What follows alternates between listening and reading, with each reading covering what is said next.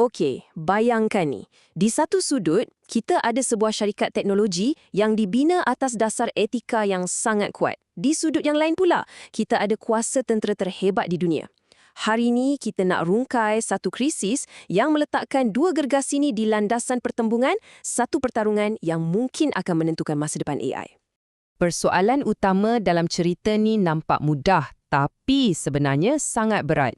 Boleh ke prinsip etika menang bila berdepan dengan tuntutan keselamatan negara? Percayalah, ini bukan sekadar pasal perebutan kontrak bisnes biasa.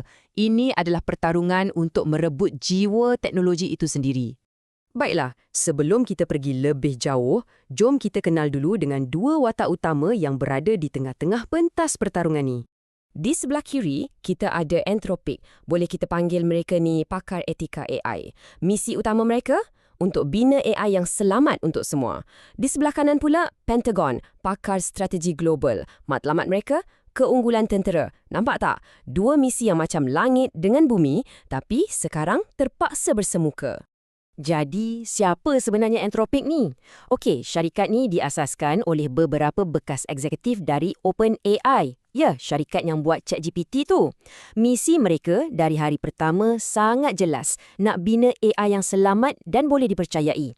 Produk utama mereka ialah Claude, pesaing utama ChatGPT, tapi Claude ni dibina atas satu falsafah yang unik yang dipanggil Constitutional AI. Apa benda constitutional AI ni? Senang cerita, ia macam satu kaedah melatih AI dengan memberikannya satu set peraturan etika, macam sebuah perlembagaan yang wajib ia patuhi. Tujuannya untuk memandu setiap tindakannya dan yang paling penting untuk elak ia daripada hasilkan sesuatu yang berbahaya. Inilah boleh kata DNA Anthropic.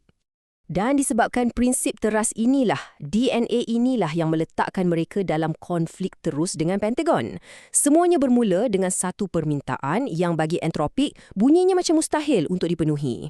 Pentagon datang dengan satu arahan, ringkas, padat tapi sangat berat. Lepaskan AI Claude, bebaskan potensi penuhnya tanpa sekatan. Jadi, apa maksud sebenar lepaskan tu? Ini bermakna, Pentagon nak guna Claude untuk analisis perisikan tanpa had, untuk merancang taktikal di medan perang, untuk diintegrasikan terus ke dalam sistem arahan dan kawalan tentera. Pendek kata, mereka nak buang semua pagar keselamatan etika yang Anthropic dah bina dengan teliti. Di sinilah kita mula nampak pertembungan ideologi yang sebenar. Pertembungan antara etika sebuah syarikat melawan strategi sebuah negara. Pendirian Anthropic sangat jelas dan tegas. Mereka kata, kami tak akan benarkan AI kami digunakan untuk buat keputusan hidup atau mati secara automatik atau untuk tujuan pengawasan besar-besaran. Ini adalah garisan merah yang mereka tak sanggup langgar.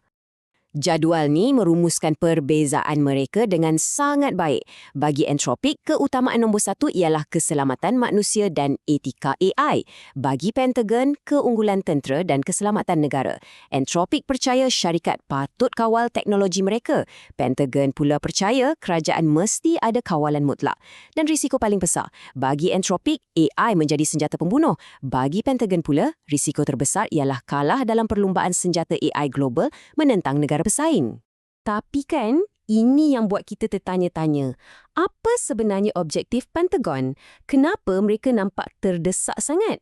Jawapannya kawan-kawan terletak pada tekanan geopolitik global. Satu perlumbaan senjata AI di mana bagi mereka kalah bukanlah satu pilihan. Dan nampaknya tekanan ni ada tarik luputnya. Jam sedang berdetik laju dan Pentagon pun mula menggunakan pelbagai cara untuk menekan Anthropic. Tekanan pertama sudah tentulah duit. Satu kontrak yang bernilai $200 juta sekarang ni ibarat telur di hujung tanduk. Ini bukan jumlah yang sikit tau, walaupun untuk syarikat gergasi AI. Tapi ada ancaman yang lagi besar daripada sekadar hilang duit, iaitu risiko dilabel sebagai risiko rantaian bekalan. Dalam dunia kontraktor kerajaan, label ni ibarat racun. Ia boleh menyenarah hitamkan Anthropic daripada hampir semua kontrak kerajaan pada masa akan datang. Habislah bisnes mereka dengan kerajaan. Dan inilah ultimatumnya. Pentagon bagi satu tarikh akhir. Satu je tarikh, 27 Februari 2026. Masa semakin suntuk. Katakanlah Anthropic masih berdegil. Kerajaan ada satu lagi cutthroat dalam tangan mereka, satu senjata pamungkas, Akta Pengeluaran Pertahanan atau DPA. Akta ni bukan main-main, ia bagi kuasa yang luar biasa kepada kerajaan. Pertama, ia boleh paksa mana-mana syarikat untuk bekerjasama. Kedua, dan ini yang paling menakutkan, ia boleh benarkan kerajaan untuk rampas kod sumber dan teknologi syarikat. Dan ketiga, ia boleh arahkan syarikat untuk utamakan kepentingan tentera mengatasi semua benda lain. Ini adalah pilihan nuklear dari sudut undang-undang. Apapun keputusan dalam krisis ni nanti, percayalah, kesannya akan dirasai jauh melampaui Anthropic dan Pentagon. Ia boleh mencetuskan satu kesan rantaian ke seluruh industri teknologi global. Jadi, apa agaknya kesan buruk kalau DPA ini digunakan? Pertama, kita mungkin akan saksikan brain drain di mana pakar-pakar AI yang tak setuju akan lari ke negara lain. Kedua, ia menghantar isyarat yang menakutkan kepada semua inovator. Hasil kerja keras anda boleh dirampas oleh kerajaan pada bila-bila masa. Ini akan mewujudkan satu duluan yang sangat-sangat berbahaya untuk masa depan inovasi. Jadi, apa yang kita boleh belajar dari semua ni? Pertama, AI kini bukan lagi sekadar produk teknologi. Ia adalah komoditi strategik, sama penting macam teknologi nuklear.